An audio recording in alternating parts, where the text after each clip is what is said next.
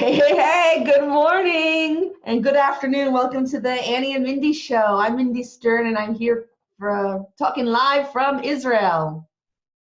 And hi, this is Annie Callis from Melbourne, Australia. Good afternoon. Wow, it's two sides of the world, two different time zones. It's very weird, but I am here as usual with my nice cup of coffee and a really good mood, ready to start the day.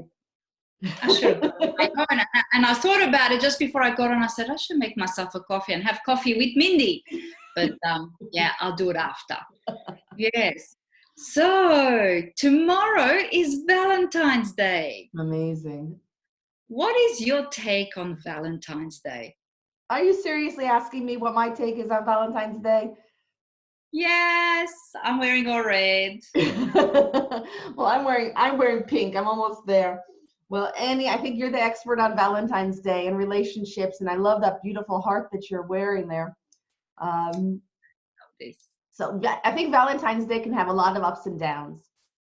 Those people who are in a relationship with the people in the relationship uh, put emphasis on it. It can be a great day to celebrate their love, to be together, to have acknowledgement for one another, which I'll let you get into it. But I'll go on the other side where I am. Those people who are not.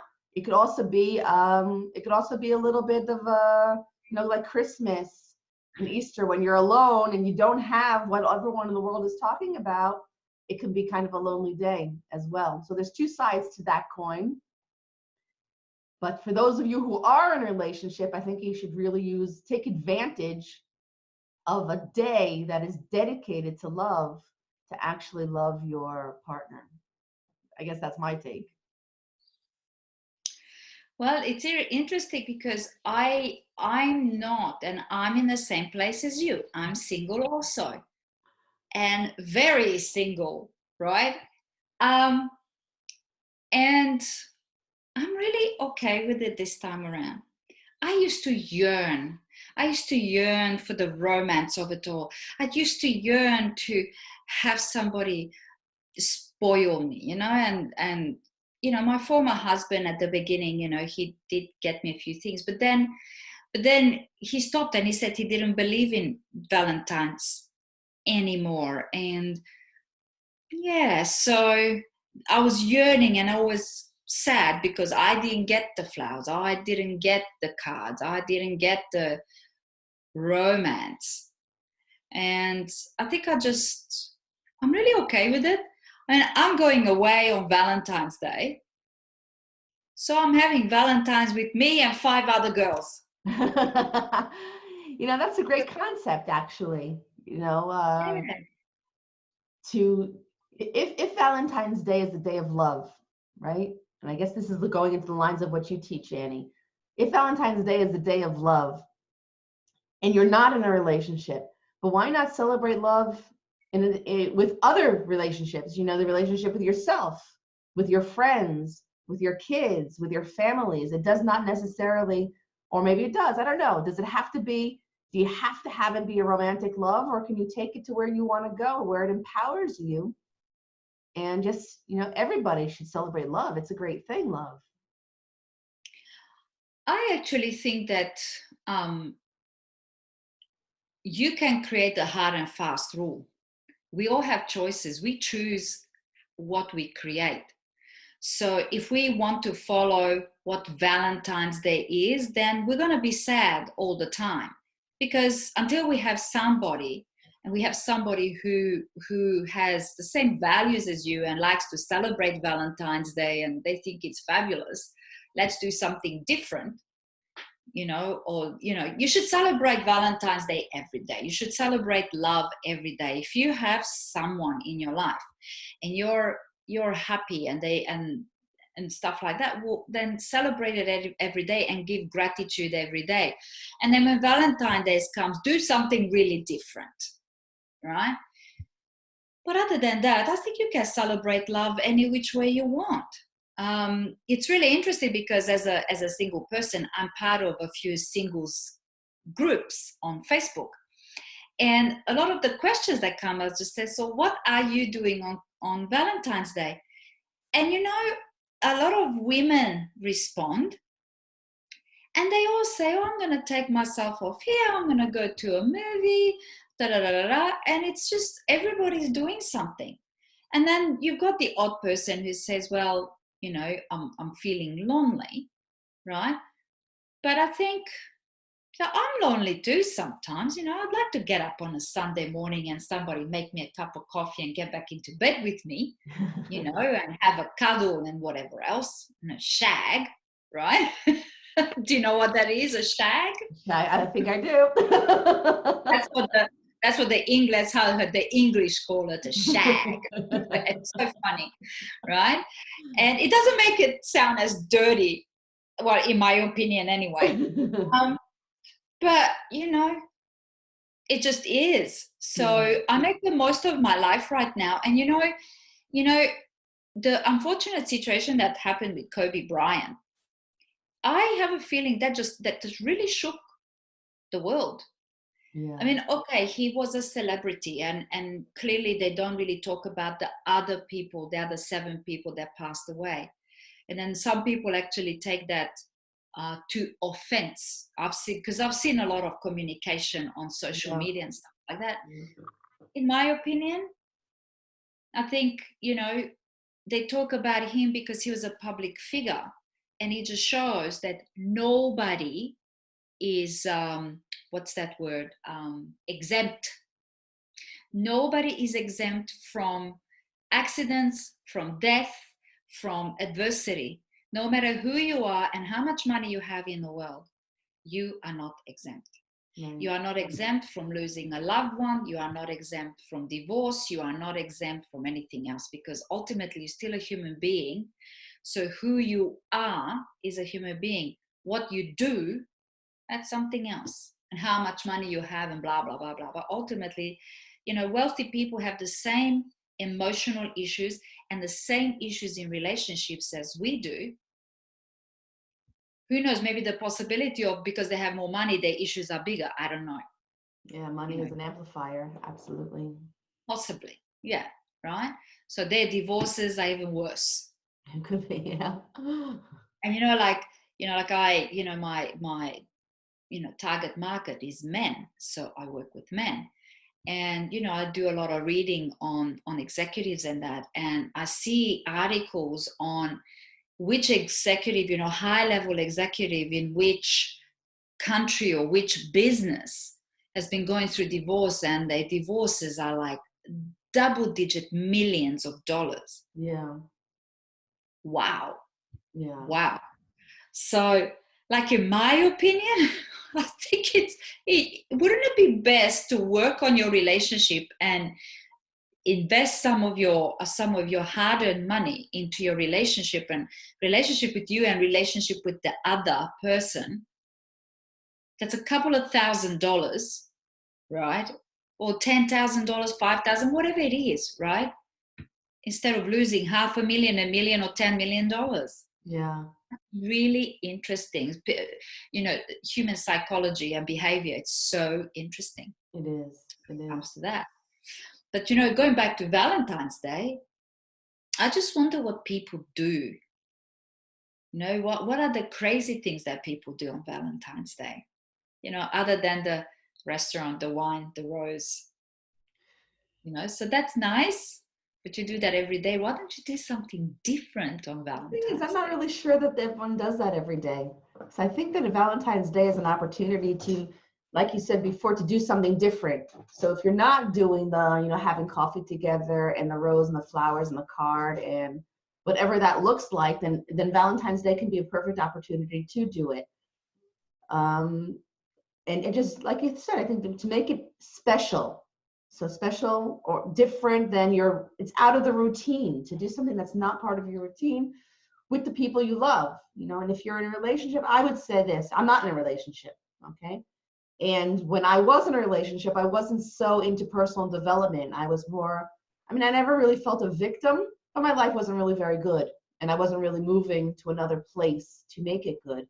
And I think that now, today, I would say if I were in a relationship, I would definitely take advantage of an opportunity to do something different with my partner. You know, to think about it, and not to think about it in terms of, and I think we spoke about this also in Christmas, in terms Yeah. of, you know, what is everybody doing and I have to do something and make a reservation at this restaurant, this expensive place or whatever. I would think about, you know, what is it different that is going to bring us together, to let us celebrate our love together. And I think that, as well as if your partner isn't into it, I would think to find a way to do something together with your partner that he or she, I don't know who's listening, is also into it. Say, you know, it's a special day. Let's do something different. Let's do something together. Let's do something to honor our love Our together. relationship. And Yeah. I think that that is it's an opportunity, because we get stuck in routines, you know. And if we have a chance, like a birthday, I would say the same thing on a birthday. And Annie, happy birthday to you. You had a birthday this week. So happy Thank birthday you. to you also. Also, birthdays. People seem to take your birthdays for granted. You know, no, I'm not going to celebrate. No, I'm not going to bother anybody. No, it's just a birthday. My age isn't important. But it's a day that, if you think about it, it's a day that you can dedicate it to yourself. You know, pamper yourself. Think about yourself. Do something different to celebrate you. You know, when we have these opportunities, I would say today, jump on them. You know what I did so my birthday was on Sunday. Saturday, I had my what I call my gay day. I caught up with all my gay friends, right? And had a ball, and then we went to a drag show. Oh, that is so much fun. So one of my favorite celebrities is RuPaul, who is, I think, the one of the most beautiful and the best drag queen on the planet ever. Like this person is amazing. And I watched a show on Netflix called AJ and the Queen, and I couldn't stop. I started binge watching. I just loved it. It was over the top, very colorful, beautiful drag queens, lots of singing, dancing, and all that kind of stuff. So RuPaul created a show that's going around the world.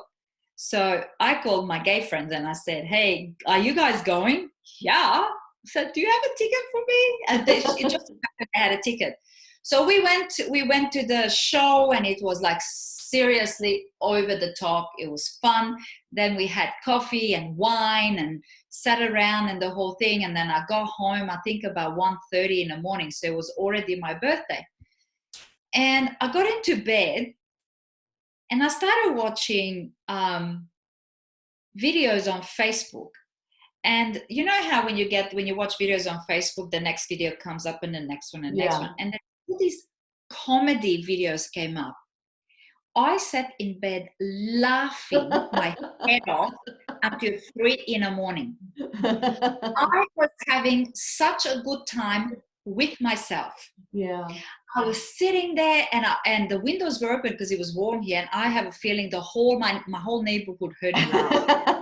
The whole house was echoing. I thought it was funny, and it just so happened that every single video was funnier than the other one, and I was rolling, and I fell asleep in such a warm and fuzzy feeling. And I laid there and I thought, I don't care for anything. The way I was feeling internally, I was so at peace, you know. And Saturday, my son broke into my house with my former husband, and they bought me this painting that's bigger than the house. Really? So I still don't know what to do with it. It's just way too big. It's beautiful, but it's enormous. Really? But the card that my son gave me, that's what like got me. And at the end, he said to me, you are the light of our family. Wow. That's it. You don't need to give me a card. And this takes me to what came up for me right now is a Valentine's Day and the 5 languages of love. Right? So the 5 languages of love, for those that don't know, and we've spoken about this before, but we'll put the link in there again, is about how you like to be loved. So my languages of love is quality time and words of affirmation, touch, acts of service, and gifts. So even though I like gifts, but you tell me something nice, or you spend time with me, or you rub my arm, I'm sweet. So he spoke my language of love, words of affirmation. He said, I am the light in his life. Wow. Didn't need no painting. The fact, like he had a key, they got into my house. I wasn't here, so they left it here. I came home, I thought somebody broke into my house. I was like, oh no, because last year I got broken into, so that wasn't fun. And so he spoke my language. And the thing is that's his first love language. So his first and my second are the same. So that's why my son and I, we get on really well. Yeah. Because our first 3 love languages are the same. Oh, wow. That is so cool. Yeah. So it's really cool. So like when it comes to Valentine's Day, I think, it's if people would know about their love languages, then they could do something for the other person based on their love language. Excellent idea. Yeah, right. So I think that sometimes, like, if you go and buy a very, very special card and you take your time to write something really special to them, no money in the world is going to make up for that card. Nothing. Yeah. You could do the 5-star, you could do the whole thing. The thing that person is going to remember is the card. So it's not like I don't care for the painting, but like I don't care for the painting. Yeah. The card and he selected it. It was very beautiful, a pair of shoes and with pearls on it, like a beautiful card. And yeah. So for me, I was full. Yeah.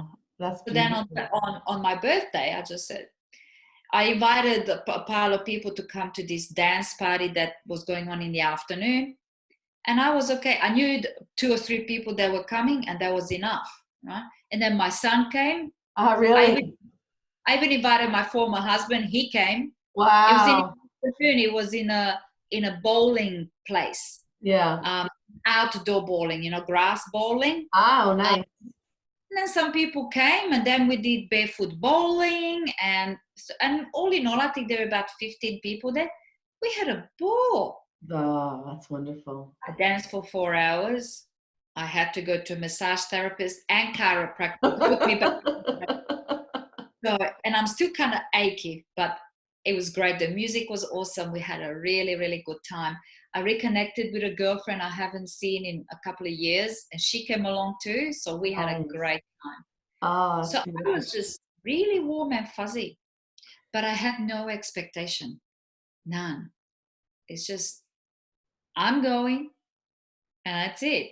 Yeah. And whoever wants to come, comes. If not, I'll just talk to strangers. Don't worry. Yeah. Yeah. So, same with Valentine's Day. I think for people like us, single people, get together with your friends. Well, you know that movie. Have you seen that movie, Valentine's Day? No. Oh, you should watch that movie. It's a really good movie, and there's a bunch of people in there who are single, and what they do, right? So it's quite funny. It's quite funny, but it's a gorgeous movie. It's a really lovely movie, and it's all about love and what happens on Valentine's Day. But yeah, so why not people figure out what is the love language of their partner, and then do something according. If they like gifts, a gift is their number 1 love language. Well, make sure you buy a gift. Yeah. If you don't, that person would not be happy. Yeah. So, and if they want quality time, then ask them, what would you love to do? I'll do anything. What would you love to do? I get goosebumps. I know. Yeah, it can be so easy, It can really be so easy if people, us, whatever, get out of our own heads, shut down those little voices saying he's not going to like it, he's not going to do it.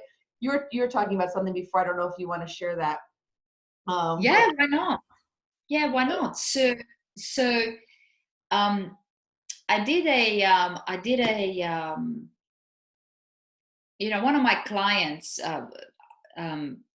I felt there was a bit of expectation happening there within their relationship. So I thought I wanted to share with them what expectation is. So I did a little bit of research, and I found this thing, called the placebo effect. So the placebo effect, most people know about that. So it's the expectation that it will work out, and then it will. Because if you have the expectation that something will work out and you believe that it will, it will. Because expectation is actually the belief or the thought or the feeling that something good is going to happen, right? So if you believe that something good is going to happen, that's the placebo effect, and then it will happen because you believe into it. But there's the other one, it's called nocebo, which I never heard about before. But that is the expectation that something is not going to happen. So of course it will not happen because you're living into your expectation. And this is big in relationships, because expectations in relationship is the assumption that the other person knows what you want, right? But then your fear of being let down will happen because you're living into the nocebo. So your effect is the cause and the effect. So the effect is that it's not going to happen because that's what you're living into. So what are we living into? What is our minds and our souls telling us all the time? That is so profound, Annie. That yeah, it's so profound. If you expect that something is not going to happen, then it's not going to happen. It's your thoughts create your reality all the time. So in this case, and in every case, if we can just quiet down our little heads and our fears about what's going to happen, what's not going to happen, what's going to be the reaction, and just be true to our hearts. If we want something, why not just set the stage for it to happen? And why not try to plan it? And I would say, even if the reaction is not up to your standard, then ask for a different reaction. Talk about it, work it through. And if it's continuously not up to your standard, that's also gives you the power to decide how you want to live your life. You don't have to live your life in a situation when you're not happy. So it's but you'll never be happy if you never ask for what you want. But then it comes down to, so now we're going deep, is if you are not 100% sure what you want, if you're not certain, if you question yourself whether what you want is what you really want, well then I believe it's your responsibility to go and find out. Yeah. You can't have the expectation of somebody else to make you happy. Yes. Nobody can make anyone happy. That is true. Right? So it's up to you to go find out. So a lot of people they're just sitting in their loop, right? But you got to step outside. And like that definition of insanity comes up all the time. If you want a different result, you need to do something different. You're not going to get it doing the same thing. Right, absolutely. Right, over and over. Sorry? That would be insane. If you keep doing the same thing, expect a different result. That's actually the definition of insanity. It is. So you got to learn something different. You got to do something different, in order to change. And Tony Robbins says you change it by like 1 degree, 1 millimeter, 1 degree, and that 1 degree can change everything for you. Absolutely. And these 5 languages, I've actually joined the Facebook group, and it's very interesting what people write in there. Very interesting, right? And I forgot what I wanted to say. Oh my God, I forgot what I was going to say. I was so excited about what I wanted to say. I forgot. We're talking about changing 1 degree. You can change your whole life. Oh yeah, thank you. And some people were saying that just doing the questionnaire changed everything for them, because they got an understanding they got something new to say, well, is it possible? And all of a sudden they go, oh yeah, okay. Oh, I can see why. When I did the questionnaire, I went, oh my God, I know why I kept on pulling at my former husband, spend time with me, say nice things to me, come on, touch me. And then he would go out and buy me chocolate. And I'm like, I didn't want chocolate. I like chocolate, but his love language was acts of service. So he was always doing something, but he was sharing with me, I guess, how he likes to be loved. So, and when I used to go out and I would come home, he goes, did you bring me anything? What do you mean? Well, no, because I went out and I had cake or whatever. He goes, did you bring me a slice? No, I'm not going to cut food back and forth for you. But really? Is that what you want?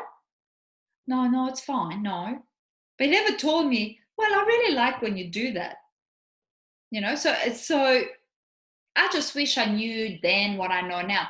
That doesn't mean that the relationship would have worked either way, because it takes two to tango, really. Yeah. Right? So it's a back and forth, and it's a mutual exchange in a couple. One person can't do everything and the other does nothing and shares nothing. So yeah, I would say I think that there is a time when people do need to decide to get a divorce, but I think that today it's too easy. People take it for granted that the solution is to get a divorce instead of the solution being try to work on your marriage. As a divorced person, that is my best advice to anybody in the world. The grass is not greener. To start off being single, especially as if you're older and have children, it's not an easy thing to be in that place. Not an easy thing to be in that place, at least for me. So I think that the people who do get married, there's a reason why you got married. And I would reevaluate, and that doesn't mean you have to keep things the same. Grow with your partner and learn about your partner and learn your love languages and learn about communication and see if you can grow together in whatever that looks like, as a first choice if you're not happy. And then if you go through coaching or therapy, or I don't know what that looks like for you, what talks to you, but always go to a third person, try to get help and do it seriously. Invest first. Like Annie was saying before, it's better to invest, even if it costs money, time, energy, money, in saving your marriage. And maybe Valentine's Day can be in a new light, without expectation. Tomorrow, if you're with your partner and things are not great, maybe you want to use Valentine's Day as an opportunity to go approach it in a different way, without that expectation, with the idea of celebrating your love or what you had, or trying to bring yourselves back together again from a new point of view, and work on that first. Because divorce is easy and it's not fun. It's not fun going through a divorce. It's not fun adjusting after the divorce. And then it's really not fun to have to look for another relationship. I mean, I can tell you that after 18 years of being separated, it's a long time. So life happens. Save a marriage. I think everyone's first priority should be to save their marriage for themselves, not for your children. Don't stay in your marriage because of expectation, but try to stay in your marriage to work it through, because you committed to somebody. It's your word. It's your honor. It's your integrity. Well, I actually had call it a relationship. It was a long distance one, so it wasn't really a relationship. So we only saw each other twice in a year, really. But we spoke every single day on the phone. So he gave me those words of affirmation. So, but when that didn't work out because of the distance, I was really, really heartbroken, like really heartbroken. Because I think when you're in a marriage, you slowly sort of lose the love or the whatever, right? The commitment or whatever you call it, right? But and I've heard this before, is that the rebound love, when that breaks down, it's worse. And I was like, well, yeah. But at the same time, it was a blessing, because I made the same mistakes twice in a row. And I've actually realized, after that, and I was already learning and I already knew stuff. And I applied part of it, but I concentrated too much on the other person rather than concentrating on me. So I gave up my values for somebody else's, and it didn't work. So I didn't have my own boundaries on myself, my code of honor to protect me from me, not from him. He was fine. He was a good person. He's a good person. But I was hurting myself with settling because there was still something I needed to find inside. And once I did that, I'm okay now. So now I'm open for somebody to come into my world because I'm ready. I'm ready. I know what I want. I know. So but it's hard work. It doesn't just happen. I dedicate myself to myself, you know. So I know what I want. So relationships are important to me, and that's why I'm a relationship architect. You know, you teach what you want to master, right?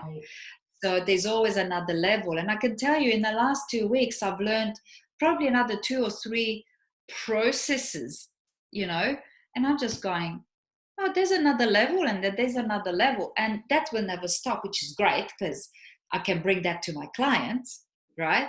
But, you know, I think personal learning never stops, ever, ever. And the better you become, the more content you are, and then the person in your life is there to just complement you, and you know, somebody that you share your life with, not somebody that you expect to create your life. Yeah, You got to create it together. sure. Absolutely. Sure. Yeah. Oh, that's so beautiful. That's so beautiful. So So happy Valentine's Day, everybody. Share with us what you're doing on Valentine's Day. Put it in the comments box below. Give us some tips. Tell us how you celebrate. What's the craziest thing that you've done on Valentine's Day? So share with us. share with us. And love yourself. Love yourself. Love your partner. Love those people around you. And have an excellent, excellent day. Thanks, Annie. Love it. Absolutely. Love. Wait. You got one too? No, I've got a different one. I've got Oh, I've got one too from the mountain. from the mountain. My Yeah. Moyo from the mountain. Yeah, it's just in another room. Yeah. Okay. See you, everybody. Happy Valentine's Day. Bye, Annie. Bye. Bye.